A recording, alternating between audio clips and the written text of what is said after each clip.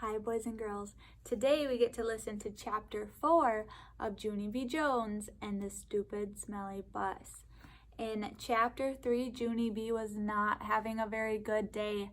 She got to ride the bus for the first time and she did not like it. It was hot and it was smelly, and at the end when everyone was getting off, they were pushing each other. They were breaking the rules. Oh my goodness. And somebody stepped on her new velvet dress, and her teacher forgot the B in her name, so she was having a hard day.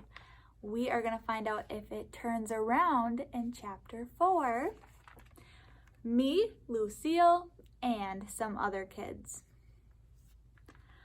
Some of the other bus kids turned out to be in my class too.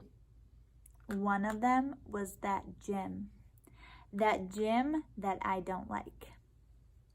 Mrs. made us line up. Then we followed her to our room. Its name is room 9. There were other kids waiting by the door. When Mrs. unlocked it, everyone squeezed in all at once. That Jim stepped on my new shoe. He made a scratch mark on my shiny toe. The kind of scratch that licking won't fix. "Hey, watch it, you mean Jim?" I hollered at him. Mrs. bent down next to me. "Let's try to use our quiet voice while we're in school," she said. I nodded nicely. "I don't like that, Jim," I said in my quiet voice. After that, Mrs. clapped her loud hands together, very loud. "I want everyone to find a chair and sit down as fast as you can," she said. That's when I ran to the table with the red chair. Only, guess what? There was already somebody sitting there. A girl with little red fingernails. And so I tapped on her and I said, "I would like to sit there, I think." "No," she said, "I am." "Yeah, only I already picked that chair out," I told her. "Ask my mother if you don't believe me." But the girl just shook her head no. Then Mrs. clapped her loud hands again and said, "Please find a seat." And so then I had to quick sit down in the boring yellow chair. The same color as the stupid yellow bus. After that, Mrs. walked to a big closet in the back of the room. It's called the supply closet. She got out boxes of new pointy crayons and some white circles. Then she passed them out, and we had to print our names on the circles and pin them to our fronts. It was our first work. "If you need help spelling your name, raise your hand," said Mrs. I raised my hand.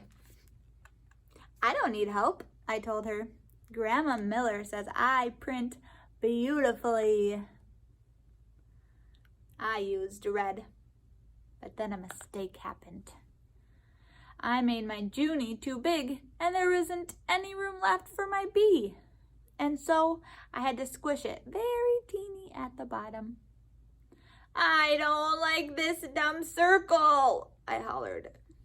Mrs. made the shh sound and gave me a new one. "Thank you," I said nicely. "Grandma Miller says I print beautifully." The girl with the little red fingernails was faster than me.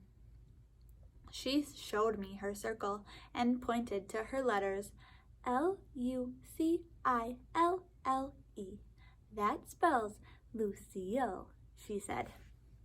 So there is Junie B working on her circle. And there is Lucille showing Junie B that she is already finished.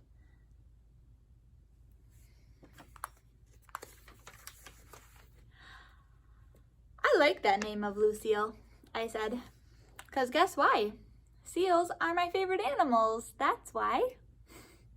Then Mrs. passed out drawing paper and we drew pictures of our family. Mrs. put a happy sticker on mine. It was very good, except I made my father too teeny and my mother's hair looked like sticks.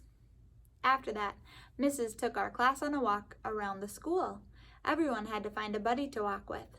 My buddy was Lucille. We held hands. The boy that I'm stronger than was right in front of us.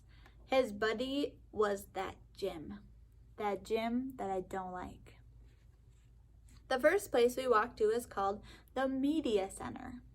My mother calls it a library. It is where the books are. And guess what? Books are my very favorite thing in the whole world. Hey, there's a jillion of them in here, I hollered, feeling very excited. I think I love this place. The librarian bent down next to me. She said to use my quiet voice. Yeah, only guess what? Right now, I just like the kind of books with pictures, but my mother says when I get big, I'm gonna like the kind with just words and also stewed tomatoes. The boy that I am stronger than said, shh. I made a fist at him. Then he turned around. After that, we went to the cafeteria. The cafeteria is where kids eat lunch, except not when you're in kindergarten. Some kindergartners do. I said, it smells in here just like pescetti and meatballs. Then that Jim turned around and held his nose. P.U., I smell you, he said. Was that very nice of him?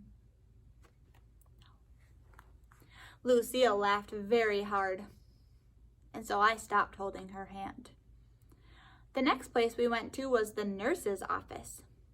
It's very cute in that place. There are 2 little beds where you get to lie down, and 2 little blankets that are the color of plaid.